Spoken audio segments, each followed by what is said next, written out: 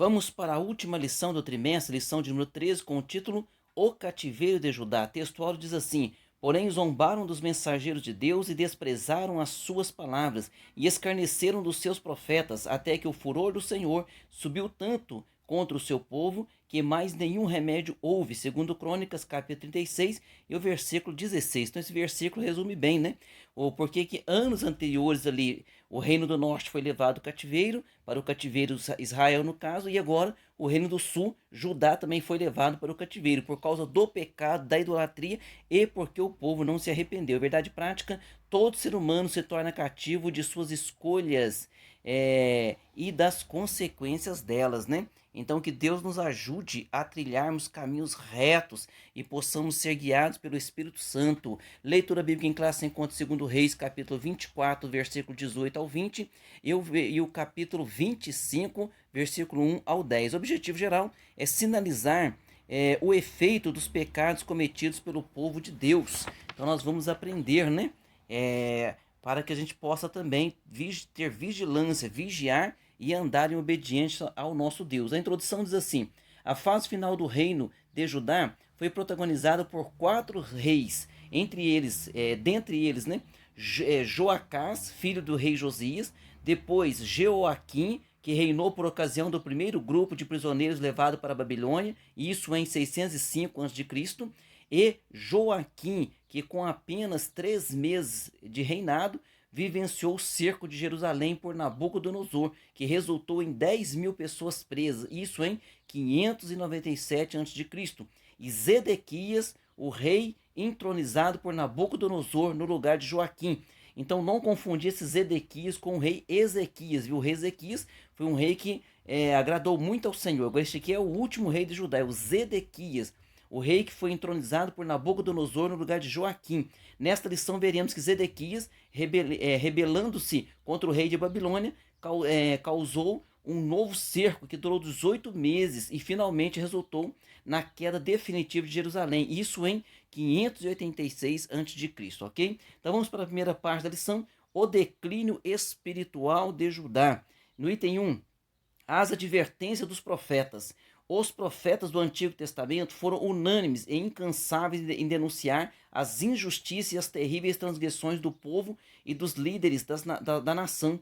Todos foram taxativos em dizer que aquelas vindicações, especialmente contra o pecado de idolatria, já estavam excedendo, né? Então eles foram avisados. No item 2, previsão dos acontecimentos que levaram Judá ao exílio. O ministério de Jeremias foi o mais importante desse período. Ele iniciou suas atividades proféticas no reinado de Josias e deu continuidade durante os quatro reis ali seguintes, viu?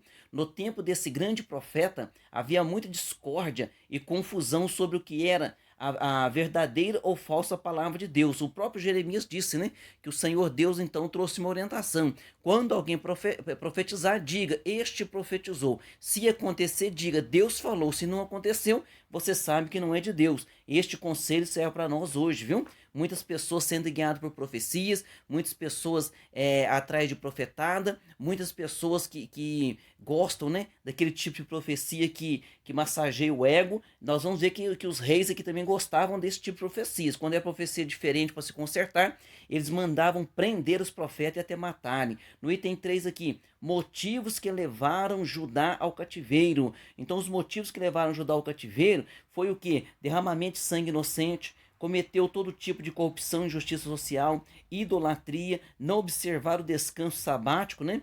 E ainda mataram muitos dos profetas. Então Deus alertou para isso. Dentre os profetas que Deus usou, está o profeta Miqueias também.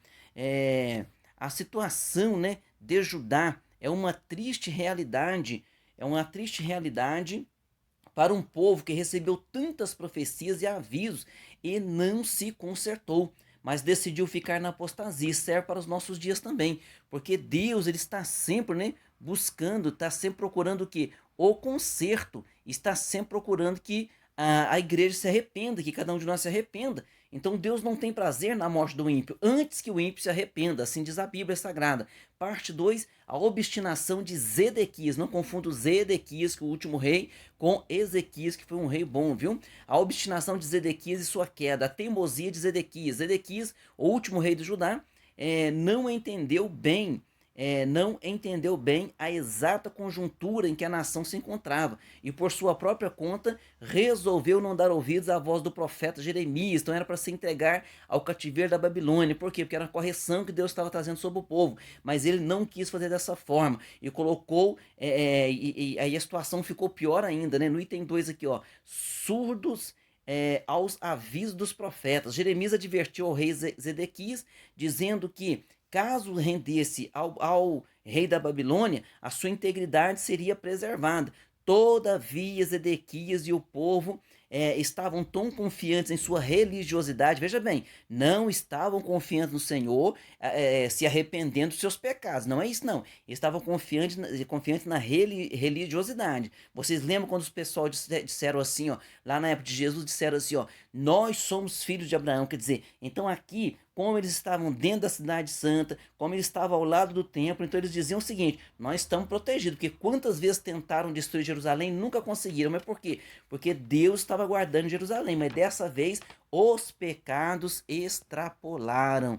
Então que Deus nos guarde para que a gente possa ter arrependimento verdadeiro e genuíno e não confiar em nossa própria religiosidade, viu? Os fariseus eram sim muitos religiosos, orava muito, jejuava muito, dava dízimo de tudo que enquanto eles ganhavam, eles davam o dízimo, mas no entanto eles não tinham seu coração totalmente voltados a Deus, e sim a uma religiosidade. Jesus chamou isso de sepulcro caiado, né? Parte 3 aqui, a última parte, Jerusalém é cercada e levada cativa. No item 1, a destruição da cidade santa e do seu templo. Após as investidas dos assírios, dos egípcios, de 3 ofensivas dos babilônios, a forte e imponente cidade de Davi se encontrava completamente arrasada. Mas por que isso? Porque o povo pecou e não se arrependeram. Então, durante aquele cerco ali, foi acabando a comida, foi matando os animais e chegou a um ponto que nós vamos ver daqui a pouquinho, que ponto terrível, viu? O templo sagrado, erigido há 380 anos, foi agora saqueado, destruído e queimado. A glória de Israel se foi. No item 2 aqui, a matança, o cativeiro e a peste e a pobreza. Então o que aconteceu? 18 anos de cerco ali, matança, cativeiro, peste e pobreza. No livro de Lamentações de Jeremias, o profeta descreve com riqueza de detalhes as deploráveis cenas que assistiu.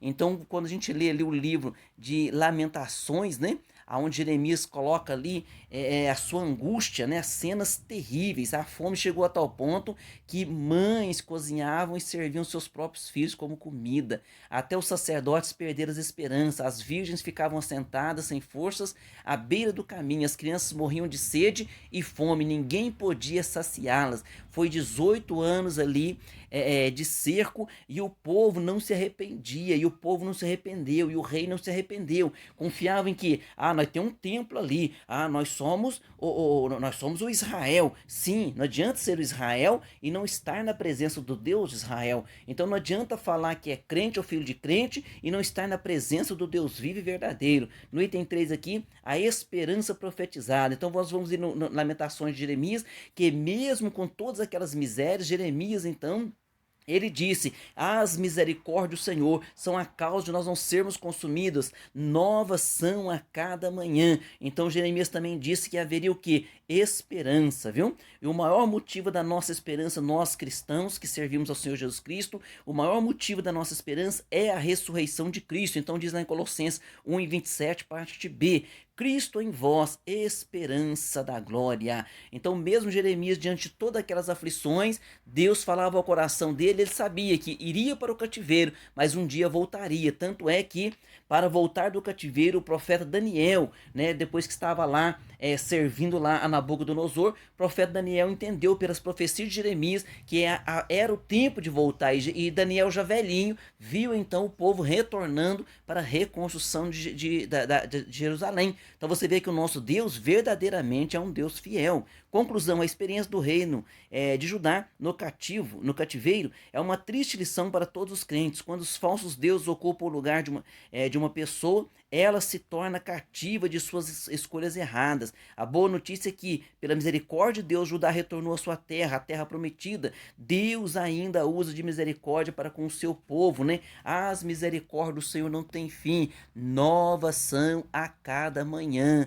Aleluia! Vamos para as nossas perguntas. Pergunta número 1. Quais foram as calamidades que abateram sobre Judá? Dentre elas, a pobreza, a miséria, a fome, o cativeiro e a morte. Pergunta 2. Que advertência Jeremias deu ao rei Zedequias? Ele deveria se render ao rei da Babilônia para que a sua integridade fosse preservada. No entanto, ele foi teimoso. Depois eles entraram dentro da cidade, saquearam a cidade, levaram ele preso, né? Mataram seus filhos e ainda colocaram ele em cativeiro e furaram seus 2 olhos, ficou cego.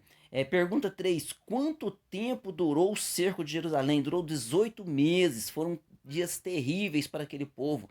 4. Em qual livro da Bíblia estão registrados os lamentos de Jeremias e que lição nós temos deste livro, né? Então está lá, logo após o livro de Jeremias, vem o outro livro chamado Lamentações, são as Lamentações de Jeremias. E o que nós aprendemos ali? Nós aprendemos que mesmo na desolação, Deus muda, né? Deus muda o cativeiro, Deus muda a desolação no estado de esperança, porque Deus falou que iria para o cativeiro. E outra coisa, viu? Jeremias profetizou que mesmo no cativeiro, eles iriam casar, ter casa e que eles iriam ter filhos, formar família. Mesmo no cativeiro, Deus ia cuidar deles. E aquele povo foi teimoso, o rei não se dava conta, né, que teria que ir para o cativeiro, porque era uma determinação de Deus, o conserto com aquele povo. Pergunta 5, qual é o maior motivo da nossa esperança? O maior motivo da nossa esperança, nós falamos aqui no decorrer da lição, né? Colossenses 1:27. Qual é o maior motivo da nossa esperança? A ressurreição de Cristo. Então, Cristo em vós, esperança da glória. Amém? Deus abençoe você e até a próxima aula, ao próximo trimestre, com a graça